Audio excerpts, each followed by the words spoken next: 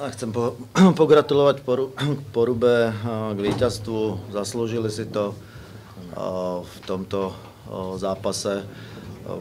Boli efektívnejší v útoku ako my, spravili menej chýb. Myslím, že ten zápas mal celkom solidnú úroveň. Hral sa v tempe. My sa vynasnažíme, keď sa stretneme. Dúfam, že sa stretneme ešte v tejto sezóne viackrát a im to vrátiť.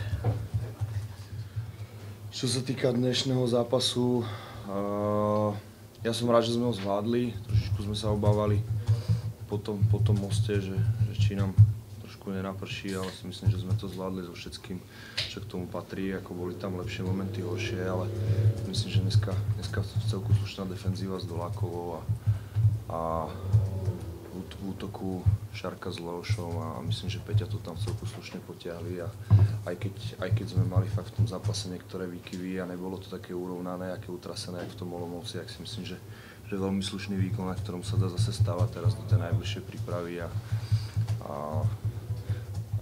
by som to už teraz nejak uzavrel a budeme sa z toho ešte tešiť 2 dní a v pondelok sa začneme pripravovať na Slaviu, kde nás čaká určite veľmi